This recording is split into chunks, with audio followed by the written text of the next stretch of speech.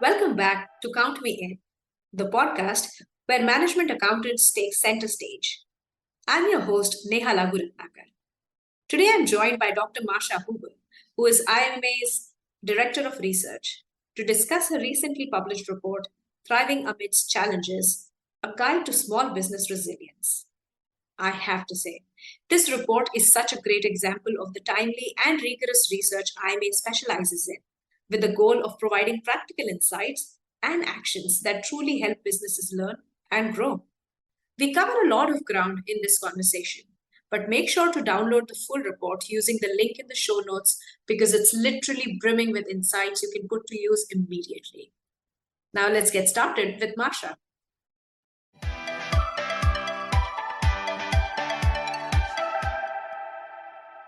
Hi, Marsha. Welcome to Count Me In. It's such a pleasure to have you on the show. Oh, thank you so much, Neha. I feel privileged to have been invited to talk about this IMA publication. Oh, it's all my pleasure, Marsha.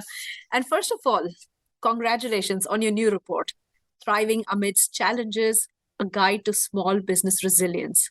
And that's quite a mouthful, but a very much needed topic. Can you tell us, our listeners, what this report is all about? Yes, it's a report that was developed from interviews with business people, the Small Business Development Center, and various members of the Small Business Committee at the IMA. And I spoke with people, read interviews, and developed models with people and experts. And here's the report of our findings. Cool. And I'm glad you were able to do all that. And how did you come up with this topic? What's the story behind this report? Yeah, it's really interesting. I was not the originator of this report. During the pandemic, the Small Business Committee at the IMA had a heart for small business. And they actually had another publication. And then this was the second of the two about resilience, small business resilience. And I was invited as a new researcher at the IMA to help the Small Business Committee write this report. And that's what I did. And it was an excellent experience. Thank you for sharing that journey with us, Marsha. So let's talk about the resilience model. I found it very interesting. Where does that come from? And how can it help businesses bounce back? Yeah, this came from actually a lot of interviews with the Small Business Development Center at Youngstown State University, because they work with small businesses and they worked with small business during COVID. And at that time, when this was happening, I was also a faculty member at Youngstown State. So I worked with them as well to work with small businesses. And so we decided to think about companies that thrived. You know, this is a report about thriving during hardship. And resilience, the very definition of it is bouncing back. So how can you bounce back when certain challenges come your way? And what happened was we found three elements among the businesses that thrive, as well as the experiences of our Small Business Committee members. These different there were three concepts that stood out. And would you like me to describe those concepts? Sure, go ahead. That'll really help our understanding of the model. Okay, so just imagine three circles. And you can also look at the report as I talk about these things, because these are illustrated, but I'm just going to lay it out. Three circles, and one circle is business focus. And of course, during COVID and now, we still have a continuing pandemic. Business focus is important for everyone, but it's not everything. Okay, so what else we saw is a visionary leadership. And the companies that thrive, they could see beyond. They didn't lose sight of their goals. They kept their eyes on the goals, but they also had to be flexible and agile, and they had to change for the circumstances. And they could see things that they never saw before. So, and I might give some examples if you want some in a moment. And then the other element that was so important was a people-centric culture. That the companies that thrived thought about their people. They thought about them as family. Not worrying about, we have to lay people off or we have to do this and that. They're thinking about how can we keep our people here? They're our family.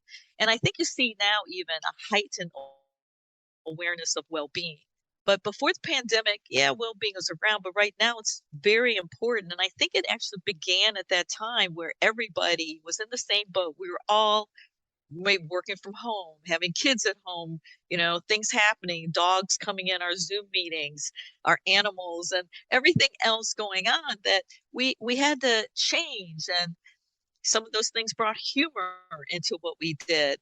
And when you bring these things together, the business focus with the visionary leadership and the people-centric culture, those items mixed together came to what I called a zone of thriving. Wow, that was very insightful. And thank you for bringing the human bit in it. It is true that the pandemic did bring out that human side of us. We were more real on those Zoom calls than we are in the actual office setup. Yes, like I'll just give you an example of one company. They were in the concession food truck business. Now, during COVID, there was no food truck business to go to. People were not going out to eat. So All true. their orders were canceled, and they were the top food truck company basically in the United States.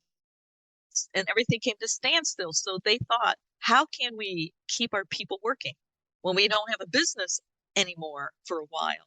And so they developed and they looked at everything they had. They basically re-envisioned what they could do, and they started a food or hand washing station business. And because they had the products, they had the manufacturing process, they had the people, and that's what they launched. And then they started selling these food hand washing stations. And the university I worked at, they put them in, people put them in venues, and they're really cool. You don't need to touch anything. There's 3 stations, you're 6 feet from each other, and then you wash your hands, and the soap is there, you wash your hands, you dry your hands, it takes like 20 seconds, and then the next person can go. So that's a very ingenious idea that came just because they cared about their people.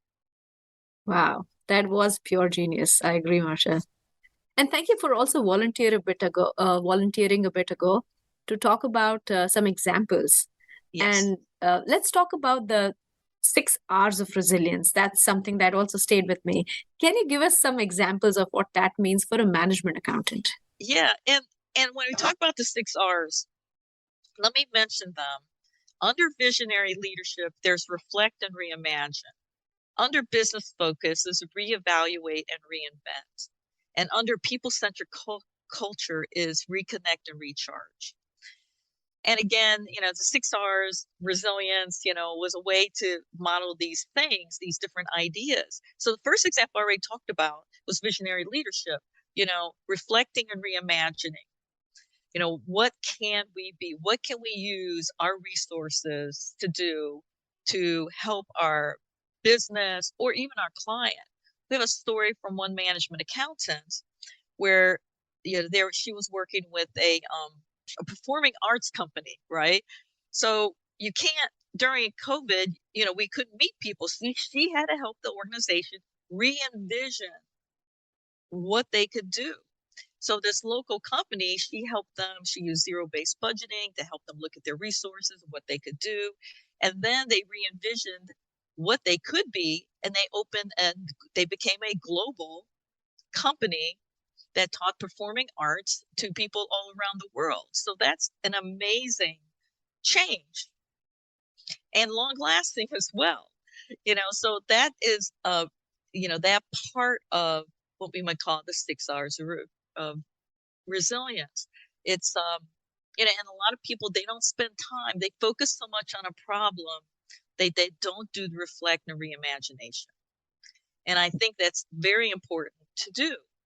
And then the next step, of course, is the business focus, which management accountants, accounting and finance professionals, that we're involved with that. We have the financial data, we have non-financial data, and what are the type of things that companies need, or maybe the C-suite needs. So, it's reevaluating what are the key performance indicators that are needed. And that's what, some of the management accountants did as far as for their organizations. And we had one management accountant that actually had a business. They were a specialized tax consulting type business, But they thought, okay, what do people need now? What are the helps in the financial realm? And at the beginning of COVID, people needed help with the incentives that the government was offering. Right. And they closed and went into that gap and made those offerings. So that was part of,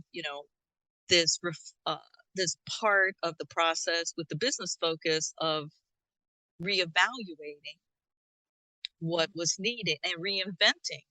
And then the third part is this people-centric culture. So, this idea of reconnecting, but not just reconnecting with others in your organization and reconnecting with customers.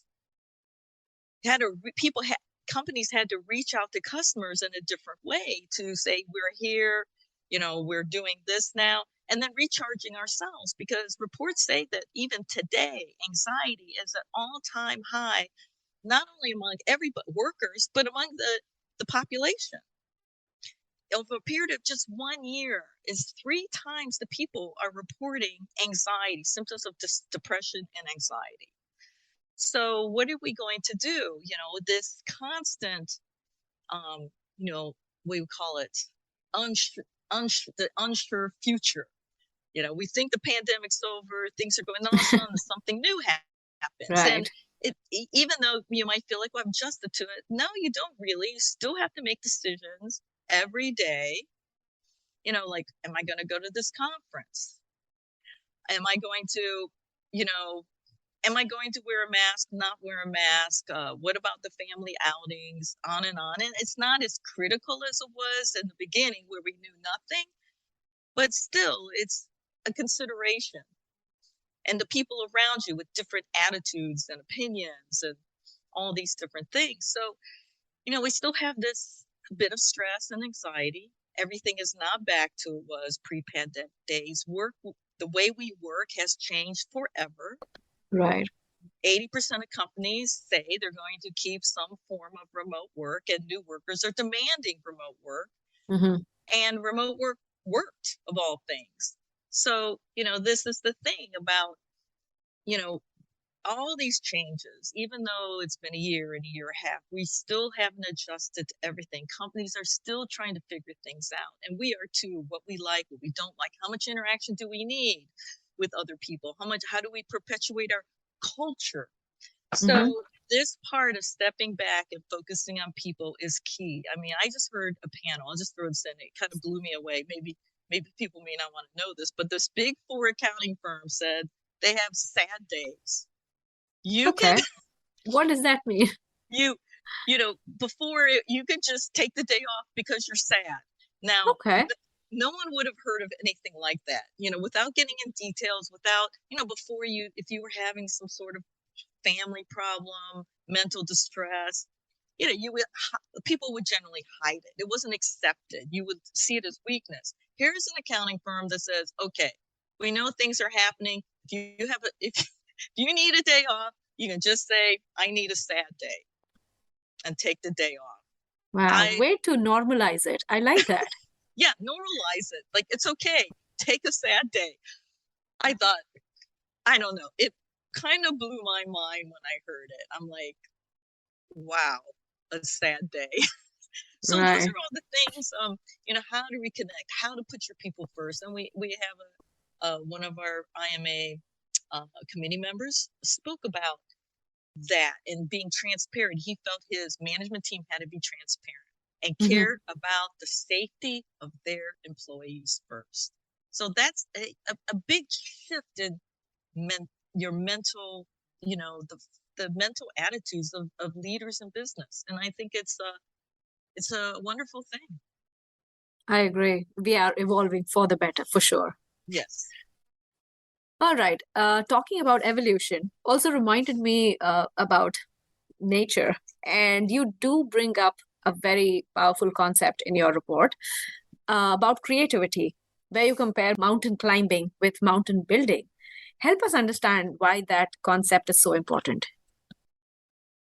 Yeah, it's a concept I ran into from what called this guy. His name is Jay Barney. He's considered one of the fathers of strategy.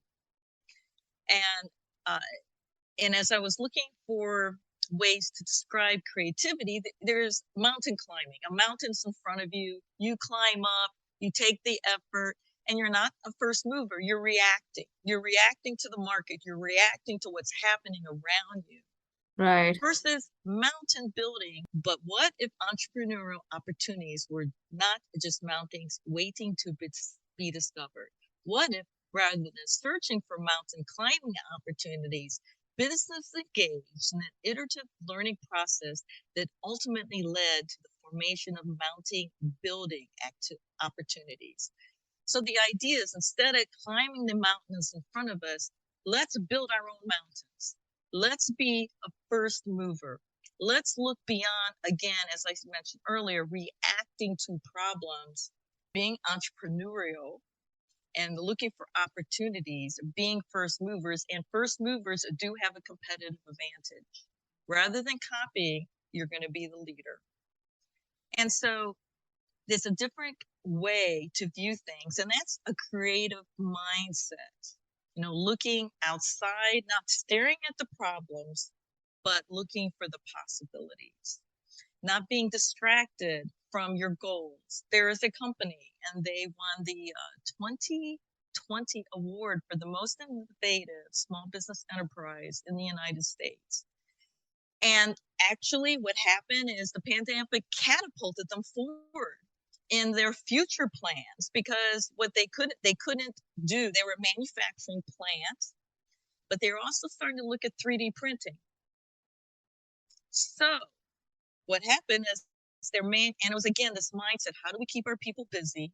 We aren't getting the orders anymore for what we do, our castings and those things we do. But hey, we have these 3D printers. So they focused on the 3D printing that would save companies money, 3D printing auto parts. And that's one thing they did. So that excelled, and then they were able to stay with their long-term goals and accelerate in the areas that they would have never thought they could move forward in. So once again, that's resilience. Something happens, you're losing business. Now you're bouncing back, you're being creative. Now you're actually building mountains, not climbing them, and offering services to organizations or services to other manufacturing plants, etc., even to the extent of winning this manufacturer award. It's quite a story. And they also kept all their employees. That was a tough nut to crack for many, many small businesses, right? So that's really inspiring. And you brought up entrepreneurs. I also wanted to talk to you about intrapreneurs. So people who are within a company. Yes. And connect that to your concept of creative preferences that you talk about in your report. Yeah, so my question was, how can leaders make sure that they're leveraging these different styles, but at the same time also building cohesive teams in their organizations? Yeah, there is an excellent theory about creativity, that we all have our preferences. And I hope this resonates with the audience, because it's perfect for building teams and working within an organization. You might need to create a new process. You might need to create a new product. Accountants and finance people might be asked to create new dashboards, new systems, make recommendations. And so this technique has 4 parts to it, or this study, this from the research says there are people that are clarifiers, ideators, developers, and implementers. Mm-hmm. And so let me talk about each one, and maybe you can identify with one, the people in the audience. So clarifiers are people who ask lots of questions. They cannot move forward until they know what's going on. And sometimes they slow things down, but they want the facts. And they're stressed. They feel stressed if they do not get this information. Now, there's another group of people, they're called ideators. They just love to brainstorm. They don't care about anything. They don't need clarification. Just tell me what you want, and they'll brainstorm, and they'll go for hours, and they have joy, and they just love it. And they don't care if they have direction, no direction. They're those people that are always throwing out these ideas, and they annoy some people. You call it extreme brainstorming, right? Yeah, it's extreme brainstorming. I'm one of those people, and other people get annoyed. But let these people brainstorm. This is what they're actually good at, and they love it. And then we have these people called developers. They're the people that evaluate the ideas. They're always there evaluating, no, we can't do this. These are the pros, these are the cons. This isn't realistic. This is what we need to make feasible, et cetera, et cetera. So these people are excellent at this stage, but you don't want these people saying things during a brainstorming stage because that just shuts it all down. They're just like, hey, wait a minute. No, we heard that. We tried that. And you hear that in meetings, like it just, the brain, and then your ideators get all frustrated. And so developers, just keep your mouth shut and you'll get your chance. Because ideators, they don't want to develop. They just like ideas. And then you have the implementers. They're the people that just want to do. They're like, just stop. Let's just do a survey. Let's just do this. Let's just do that. No, enough of this. Let's get a plan. Okay. So those people just want to do action. When I was a teacher, I have a funny story. I had a student. I said, okay, we're going to do this interview assignment. He came back next time, Dr. Huber, I haven't finished. I'm like, I didn't even give you instructions. I was like, how could you do the assignment when I gave you nothing about it? So you said it was an interview assignment, so I did an interview. I'm like, okay, that's an implementer. They want to do action. So if you understand this process, you don't want people implementing things that they'll just do anything. They want to go, go, go. So you need these clarifiers. And if you can identify those people, they will figure it out, gather the data, and they can hand it off to someone else. They can still be on the team, but they have to understand when they hand it off, the ideators will go with it. And then you should have all these people on your team, but the developers need to hold their tongue and not be throwing in all these bombs, just let them go and participate. Because when ideas go, usually it takes 3 rounds of ideas to get very unique ideas, because a lot of time brainstorming meetings, that's all the ideas we already had. And it's nothing new. And so you've got to, let the people, do this first round of all the ideas in people's heads to clear them out. Then you do another round and you might have to use certain practices to get people thinking. And then it's a little awkward, but then you get to the third round. And that's a lot of times where the good ideas come from. And then hand it off to the developers. Figure out the good ideas, let the developers that work with it, pros, cons, how do we, who do we need to help with this, that, this, and then hand off the implementers, they'll run and do it. So this is how you build a really great team. Research supports it. It's been used in, I would say, thousands of companies. There's people who can lead these meetings. And we all have our preferences. Sometimes we have more than one. Sometimes we need what they call integrators. They actually can work in any preference and help move the group along. And you often need training in this. And there's a company that actually assesses this called Foresight. If you can't figure out where you're at, you answer some questions, and they'll give you, say, oh, you're this. I'm an ideator implementer, so I have ideas and I do. Wow. And you can make the best use of every team member you have, and everybody feels like they have contributed to the whole process. Right. And you understand the other people. You understand this is a process. And if you're an implementer, I just have to wait or I'll show up at the end. Just give me what to do and I'll do it. But I don't want to be part of this whole thing. But usually people enjoy the whole process because you can do this process in a few hours. So it's not like days and days and days. A lot of these sessions can be done in about 2 hours. And people can participate and understand and use the benefits and the talents and the preferences of every person there. And it's really nice for building teams. I mean, the team's cohesiveness. And I found that when I work with people, and you can use this among your own teams. I work with writers, and I understand what the skills, talents, preferences of other people on my writing teams are. And I'm like, okay, I'd turn it over to you. Okay, we're here, and they do their thing because I'm not a developer and I'm terrible at it, and I'll never become good at it. It's just not my thing. I don't like doing it, so why should I even become good at it? I mean, seriously. But I do try to think a little bit more pros and cons. But some people are great at these different areas, and they develop that skill set. Yeah, and that's fantastic. Thank you for walking us through what it looks like and giving us great examples. Now, I think we have time for one final question. I really, really enjoyed reading the report, and I want every listener to download the report right away and read it. Now, I want you to give us a really compelling reason why they should do it as soon as possible. Now, I think if you download the report and read it, you will get something out of it that will change your life. There's bits of, I would call, there's gems of knowledge in this report. And I don't know what you need at the moment. Maybe you just need recharging. Or maybe you need, hey, we need to move a process ahead, and how might we do this? Or you might just understand something about yourself and how you can contribute to your company better. Or if you're a leader, you might say, you know what, let's really think about, before we go ahead and deal with a problem, let's spend a little time just reimagining what we might do. So I think there's something for everyone, whether it's for your business, your team, or even yourself. I mean, I'll be honest, I live by these principles myself, and I use them all the time, and I was very happy to share them in a report as well. Cool. Thank you so much, Marsha. And yes, I'll leave the link to the report right there in the notes for the episode. So all you listeners can go and download it right away.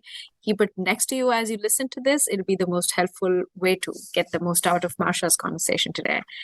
And it brings us to the end of our conversation today. Thank you so much for being on the show and sharing your insights with us, Dr. Marsha Huber. No, thank you for inviting me.